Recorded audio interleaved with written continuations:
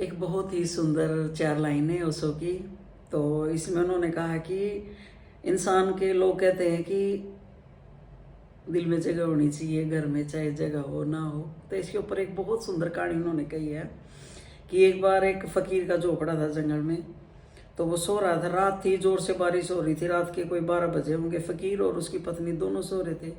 किसी आदमी ने दस्तक दी। छोटा सा झोपड़ा था, कोई शायद शरण चाहता था। उसकी पत्नी ने उसने अपनी पत्नी को कहा, द्वार खोल दे, कोई द्वार पर खड़ा है, कोई यात्री, कोई अपरिचित मित्र। सुनते हैं उसकी बात। उसने कहा, कोई अपरिचित मित्र? हमारे तो जो परिचित हैं वे भी मित्र नहीं होते। उसने कहा, कोई अपरिचित मित्र, ये प्रेम का भाव है। और कोई अपरिचित मित्र द्वार पर खड़ा, द्वार खोल। उसकी पत्नी ने कहा, लेकिन जगह तो बहुत कम है, हम 2 के लायक ही मुश्किल से है, कोई तीसरा आदमी भीतर आएगा तो हम क्या करेंगे? उस फकीर ने, पागल, ये किसी अमीर का महल नहीं है, छोटा भले हो या गरीब की झोपड़ी है। अमीर का महल छोटा पड़ जाता है हमेशा, एक मेहमान आ जाए तो महल छोटा पड़ जाता है, ये गरीब की झोपड़ी है। उसकी पत्नी ने कहा, इसमें झोपड़ी, अमीर और गरीब का क्या सवाल है, जगह छोटी है।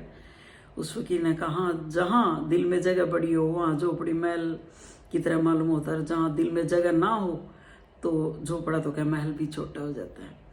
और तो उसने कहा, द्वार खोल दे, द्वार पर खड़े आदमी को वापस कैसे लौटाया जा सकता है? अभी हम दोनों लेटे हैं, हम तीनों लेट नहीं सकेंगे, तीनों बैठेंगे, बैठने के लिए हमारे पास काफ़ी जगह है। तो मजबूरी थी, पत्नी को दरवाज़ा खोलना पड़ा। एक मित्र आ गया, पानी से भीगा, उसने कपड़े बदले, फिर वो तीनों बैठकर बातचीत करने लगे। दरवाज़ा फिर बंद कर लिया।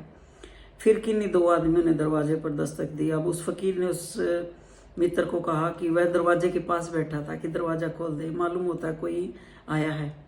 उस आदमी ने कहा, कैसे खोल दूँ दरवाज़ा, जगह कहाँ है यहाँ? वह आदमी अभी 2 घड़ी पहले आया था खुद, और भूल गया कि अब बात की, जिस आदमी ने इतने प्यार से मेरे को जगह दी है, मैं इसको क्या कह रहा हूँ।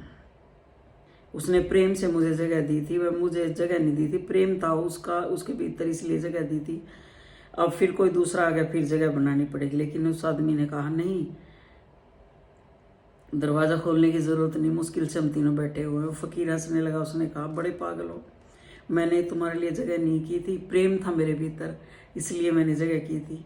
प्रेम अब भी है, पर वह तुम पर चूक नहीं गया और समाप्त भी नहीं होगा। दरवाज़ा खोलो, अभी हम दूर दूर बैठे हैं, फिर हम पास पास बैठ जाएंगे। पास पास बैठने के लिए काफ़ी जगह है और रात ठंडी है, पास पास बैठने में आनंद भी और होगा। दरवाज़ा खोलना पड़ा। 2 आदमी भीतर आ गए, फिर वे पास पास बैठकर बातचीत करने लगे। थोड़ी ही देर बीती थी, रात आगे बढ़ गई और बारिश जोर से हो रही थी। तो एक गधे ने आकर सिर लगाया दरवाजे से, पानी में भीग गया है, तो वो भी शरण चाहता था। उस फकीर ने कहा, मित्रों, वे 2 मित्र जो दरवाजे पर बैठे हुए थे, जो बाद में आए थे, दरवाजा खोल दो, कोई अपरिचित फिर आ गया है। उन लोगों ने कहा, ये मित्र वगैरह नहीं है, गधा है, इसके लिए द्वार खोलने की कोई ज़रूरत नहीं है। उस फकीर ने कहा, तुम्हें शायद पता नहीं, अमीर के दरवाजे पर आदमी के साथ गधे के जैसा व्यवहार किया जाता है। गरीब की झोपड़ी, हम गधे के साथ भी आदमी जैसा व्यवहार करने की आदत से भरे हैं, दरवाज़ा खोल दो। पर वे दोनों कहने लगे, जगह? उस फकीर ने कहा, जगह बहुत है, अभी हम बैठे हैं, अब हम खड़े हो जाएंगे, खड़ा होने के लिए जगह काफ़ी है, और तुम घबराओ मत, अगर ज़रूरत पड़ेगी तो मैं बाहर बैठ जाऊंगा, प्रेम इतना कर सकता है। तो एक प्रेमपूर्ण हृदय बनाने की ज़रूरत है। जब प्यारा हृदय बनता है तो व्यक्तित्व में एक तृप्ति का, एक रसपूर्ण तृप्ति का एहसास होता है। क्या आपको कभी ख्याल है कि जब भी आप किसी के प्रति थोड़े से भी प्रेमपूर्ण हुए हैं, पीछे एक तृप्ति की लहर छूट गई?